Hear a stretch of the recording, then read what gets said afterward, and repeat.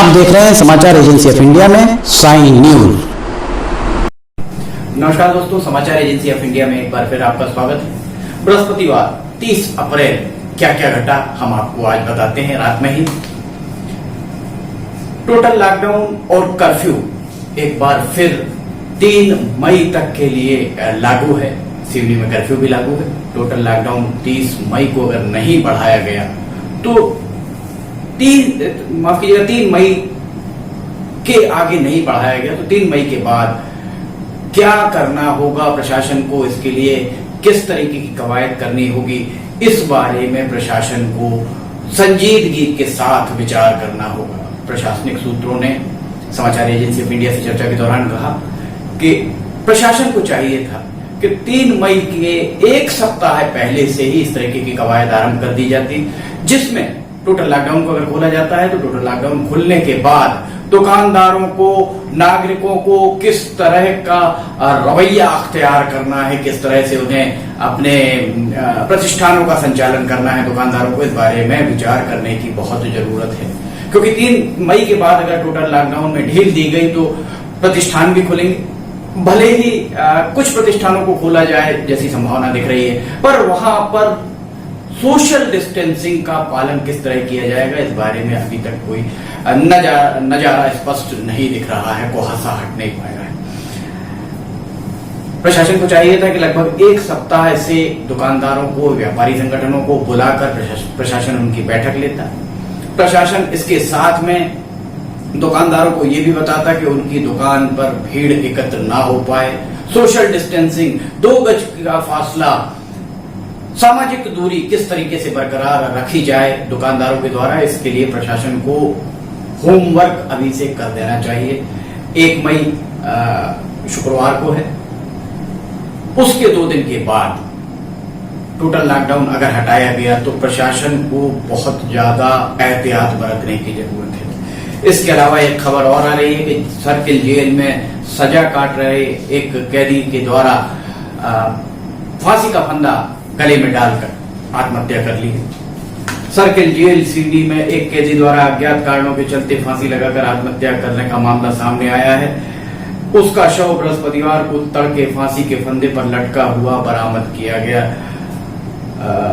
Jail में बंद चमरू उइके ने बृहस्पतिवार को सुबह सुबह फांसी लगा ली, ऐसा जेल सूत्रों ने समाचार एजेंसी ऑफ इंडिया को बताया। सूत्रों ने ये बताया कि फांसी लगने के कारणों का खुलासा अभी तक नहीं हो पाया है। कैदी को हत्या के प्रयास में के एक मामले में 8 साल की सजा हुई थी और वो नवंबर 2019 से सर्किल जेल में सजा काट रहा था। जेल सूत्रों ने समाचार एजेंसी ऑफ इंडिया को बताया कि हत्या के प्रयास के मामले में 8 साल की सजा काट रहे घनसौर थाना क्षेत्र के उरी शिकारा गांव निवासी एक कैदी ने सुबह 5 बजे के लगभग जेल में शौचालय में जो बल्ब लटकाने के लिए कील टांगी जाती है, उस कील से अपना गमछा लटकाकर, ऐसा सूत्रों का कहना है, फांसी लगाकर ये लीला समाप्त कर ली। उसका शव परीक्षण कराया जाकर पंचनामा बनाकर शव परिजनों को सौंप दिया गया है। कर्फ्यू की अवधि एक बार फिर बढ़ा दी गई है। 3 मई की रात्रि 12 बजे तक कर्फ्यू प्रभावशील रहेगा।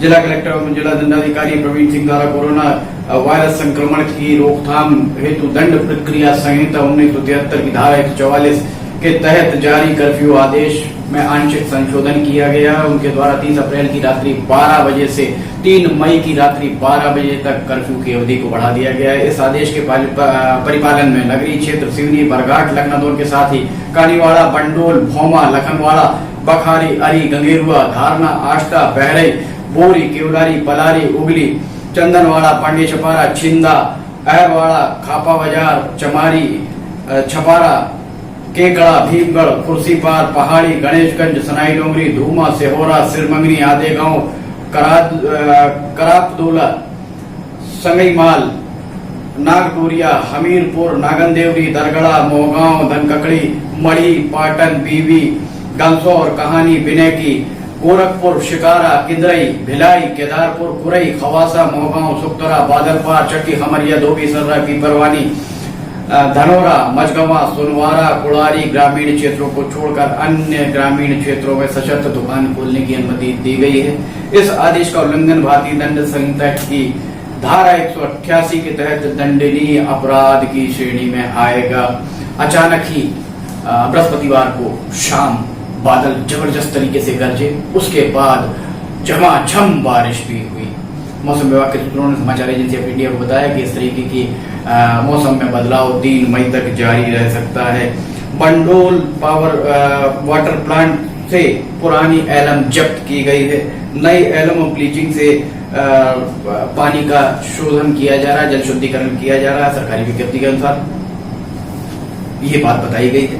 देखा जाए तो कोरोना कोविड-19 के संक्रमण के बीच नगर पालिका, जिसके प्रशासक जिलाधिकारी प्रवीण सिंह स्वयं हैं, के द्वारा लोगों के स्वास्थ्य के साथ खिलवाड़ किया जा रहा है। विधायक दिनेश राय के द्वारा गंदे पानी की शिकायतें मिलने के बाद औचक निरीक्षण किया गया, उसके बाद ही प्रशासन कुछ हरकत में आता दिखा। सरकारी विज्ञप्ति के अनुसार जिलाधिकारी प्रवीण सिंह के निर्देशानुसार गुरुवार 30 अप्रैल को मुख्य नगर पालिका अधिकारी मनोज श्रीवास्तव, अनुविभागीय अधिकारी लोक स्वास्थ्य यांत्रिकी विभाग एवं नायब तहसीलदार संगम पटेल की उपस्थिति में बंडोल वाटर फिल्टर प्लांट में उपलब्ध लगभग 22 टन पुराना एलम जब्त कर छिंदवाड़ा रोड स्थित पुराने फिल्टर प्लांट में हस्तांतरित कराया गया।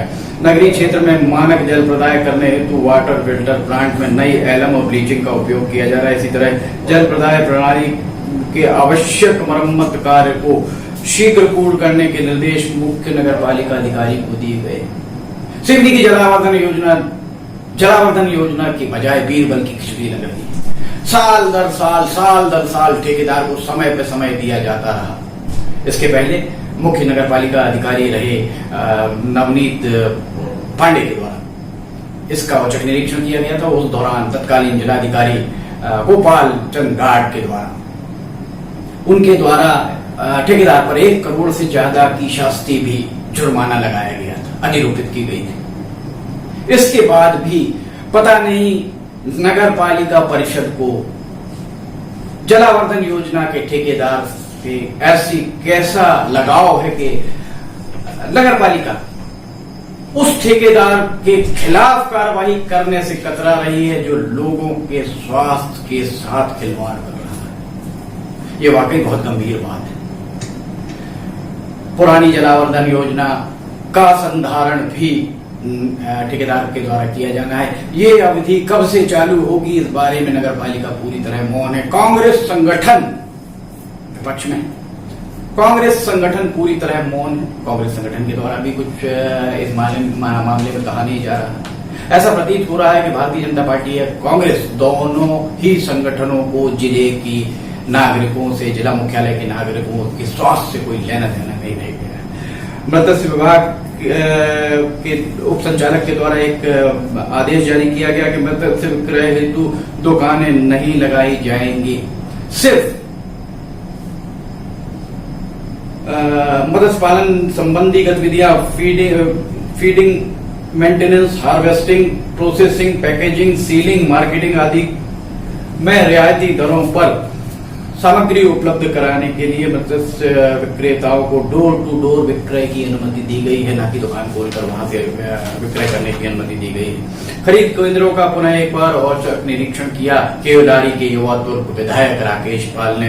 राकेश पाल लगातार केवलारी क्षेत्र में गेहूं खरीद केंद्र जा रहे हैं, किसानों की समस्याएं सुन रहे हैं, किसानों के दुख दर्द को समझते हुए वे अधिकारियों को फटकार भी लगा रहे हैं, पर उनके द्वारा लगातार ही इस तरीके की कवायद किए जाने के बाद भी सरकारी रवैया सुधरने को तैयार नहीं दिख रहा है। एक बार फिर बृहस्पतिवार को राकेश पाल सिंह के द्वारा कुछ खरीद केंद्रों का निरीक्षण किया गया। उनके द्वारा औचक निरीक्षण के दौरान उन्होंने ये बात कही कि शिवराज सिंह चौहान मुख्यमंत्री के द्वारा किसानों के हितों को साधा जा रहा है, पर जमीनी अधिकारी इस मामले में पूरी तरह निष्क्रिय रवैया अपनाए हुए हैं, जिसे बर्दाश्त नहीं किया जाएगा।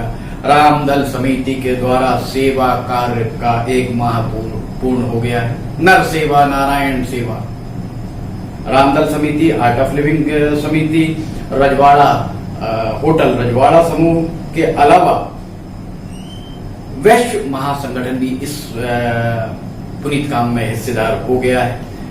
देखा जाए तो रामदल समिति सहित ये तीनों संगठन प्रचार प्रसार से बहुत दूर रहते हैं। इन्हें प्रचार की बहुत ललक नहीं, इसलिए चुपचाप अपना काम करते हैं, बहुत बधाई के पात्र हैं। भोजन तैयार करने में रामदल समिति रजवाड़ा परिवार के सदस्य सुबह शाम दोनों समय अपनी सेवाएं दे रहे हैं। उनके द्वारा भोजन पैकेट सेवा को 1 माह पूरा कर लिया गया है। 1 माह के बाद इस 1 माह के अंदर ही इस सेवा में वैश्व महासम्मेलन संस्था भी इनकी भागीदार बन गई। बहुत बधाई। इस तरह से अगर आप नर सेवा नारायण सेवा का मूल मंत्र अपनाएंगे तो निश्चित तौर पर सिवनी जिले का हित सधेगा। सोशल मीडिया पर भ्रामक पोस्ट को लेकर प्रतिबंधात्मक आदेश जिला दंडाधिकारी प्रवीण सिंह द्वारा जारी कर दिया गया। इसके बाद अब कोरोना कोविड-19 को लेकर किसी भी तरह की भ्रामक जानकारी 31 मई 2020 तक डालने पर प्रतिबंध लगाया गया। अगर किसी के द्वारा कोई पोस्ट डाली जाती है या पोस्ट को शेयर किया जाता है, फॉरवर्ड किया जाता है, तो उसके खिलाफ कड़ी कार्रवाई किए जाने की बात जिला प्रशासन के द्वारा कही गई है। किसानों की सुविधाओं पर पूरा फोकस रखें, ये बात कही है बालाघाट के सांसद डॉक्टर ढाल सिंह बिसेन के द्वारा। डॉक्टर ढाल सिंह बिसेन ने साइलो खरीद केंद्र सरगापुर जाकर व्यवस्थाओं का जायजा लिया और वहां उपस्थित अधिकारियों से चर्चा कर उत्पादन में आ रही परेशानियों को सुना जाकर अधिकारी कर्मचारियों को निर्देश दिए गए हैं। घनसौर विकासखंड चिकित्सा अधिकारी भारती सोनकेशरिया के द्वारा जो किया जा रहा है वो वाकई अनुकरणीय है। उनकी मां जबलपुर में बीमार है, उसके बाद भी वे उनकी परवाह न करते हुए घनसौर क्षेत्र के मरीजों को देखने, उनकी परेशानी दूर करने के लिए भारती सोनकेशरिया, डॉक्टर भारती सोनकेशरिया बहुत बधाई की बात है। समाचार एजेंसी ऑफ इंडिया आपका अभिनंदन करती है, वंदन करती है, इस्तकबाल करती है। ये खबरें थी बृहस्पतिवार 30 अप्रैल की। 1 मई को हम फिर आपके सामने दिन भर क्या क्या घटा खबरें लेकर फिर हाजिर होंगे। तब तक के लिए इजाजत दीजिए। पर आप इस तरह की वीडियो अगर आपको पसंद आ रहे हैं तो इन वीडियोस को आप लाइक, सब्सक्राइब और शेयर जरूर करें। फिलहाल इजाजत दीजिए। नमस्कार।